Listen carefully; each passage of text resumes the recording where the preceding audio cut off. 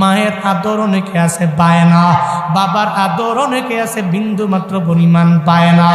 মায়ের সন্তানকে ডাকও দেয় না, কারণ মা তো কবরের মধ্যে চলে গেছে। ও বান্দারা, আব্দুল্লাহ জুলবাদাইন আব্দুল উজ্জা ইসলাম ধর্ম গ্রহণ করার আগে ছোটবেলায় যখন মাকে হারায় ফেলল, বাবাকেও যখন হারায় ফেলল, এমন এতিম হয়ে গেছে, চাচার ঘরের মধ্যে লালিত পালিত হয়। আব্দুল উজ্জার জীবন কাহিনী কেমন জানো বান্দা? একটু মনোযোগের কান লাগায় শুনে যাও। দেখো দেখো, চোখ দিয়ে অটোমেটিক একটু ঘরে ঘরে পানি ফেলাইতে পারো কিনা।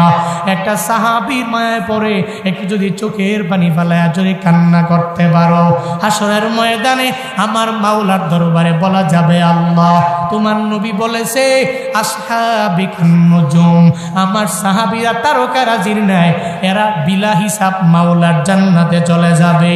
আল্লাহর কাছে ওদিন বলবা, ও দয়ার মালিক, আমার এলাকায় এক হুজুর এসেছিল, ওই হুজুরের বয়ান শুই না, আমি সাহাবার কাহিনী শুই না, চোখের পানি ফালায়া কান্না করেছি। আল্লাহ গো, এই উসিলায় তুমি আমাকে মাফ করবা না?